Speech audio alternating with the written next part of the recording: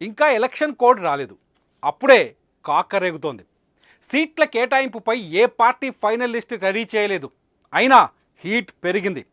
TDP Janasena పొత్తులో సీట్ల పంపకాలు జరుగుతున్న వేళ లేఖాస్త్రాలు సంధించారు మాజీ మంత్రి.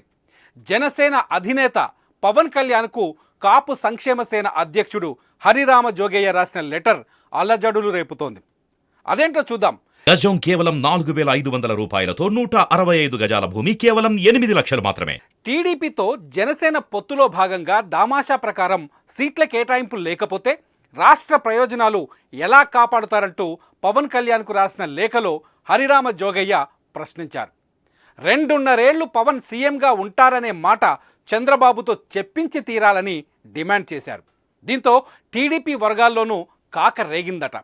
పొత్తుల లెక్కలు, సీట్ల సర్దుబాటు గురించి టీడీపీ అధినేత చంద్రబాబు నాయుడు, జనసేన చీఫ్ పవన్ కళ్యాణ్ మధ్య ఆదివారం 2 విడతలుగా చర్చలు జరిగాయి. ఈ భేటీల్లోనే ఎవరికి ఎన్ని సీట్లు అనే విషయంలో క్లారిటీ వచ్చిందనే ప్రచారం జరుగుతోంది. జనసేనకు 30 నుంచి 35 అసెంబ్లీ స్థానాలకు సీట్లు కేటాయించినట్లు న్యూస్ వైరల్ అవుతుంది. దీంతో కాపు ఉద్యమ నేత చేగొండి హరిరామ జోగయ్య పవన్ కళ్యాణ్కు బహిరంగ లేఖ రాశారు.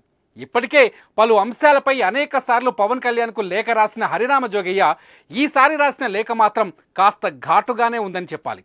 వైసీపీని గద్దెదింపాలంటే టీడీపీ జనసేన కలవాల్సిన తప్పనిసరి పరిస్థితి ఉందని హరిరామ జోగయ్య లేఖలో పేర్కొన్నారు. కానీ కాపులకు రాజ్యాధికారం దక్కాలంటే కేవలం వైసీపీని గద్దె దించి టీడీపీని అధికారంలోకి తేవటం కాదని ఆయన అభిప్రాయపడ్డారు. బడుగు బలహీన వర్గాలకు, కాపులకు రాజ్యాధికారం అంటే వైసీపీని గద్దెదించి చంద్రబాబును అధికారంలోకి తేవటమా అంటూ లేఖలో ప్రశ్నించారు. టీడీపీ జనసేనకు సీట్లు కేటాయించడం కాదని, జనసేననే టీడీపీకి సీట్లు ఇచ్చేలా పరిస్థితి ఉండాలన్నారు. చంద్రబాబును అధికారంలోకి తెచ్చేందుకు కాపులు పవన్ కళ్యాణ్ వెంట నడవటం లేదన్న హరిరామ జోగయ్య జనాభా దామాషా ప్రకారం సీట్ల కేటాయింపు జరగకపోతే రాష్ట్ర ప్రయోజనాలు ఎలా కాపాడతారని ప్రశ్నించారు. వచ్చే ఎన్నికల్లో 40 నుంచి 60 సీట్లలో జనసేన పోటీ చేయాలని సూచించారు.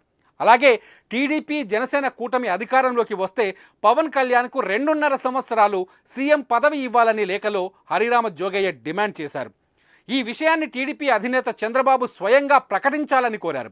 ఇలా కాకుండా జనాభా ప్రాతిపదికన సీట్ల కేటాయింపు జరగకపోతే ఆ తర్వాత జరిగే నష్టానికి చంద్రబాబు, పవన్ కళ్యాణ్ బాధ్యత వహించాల్సి వస్తుందని హెచ్చరించినంత పనిచేశారు హరిరామ జోగయ్య.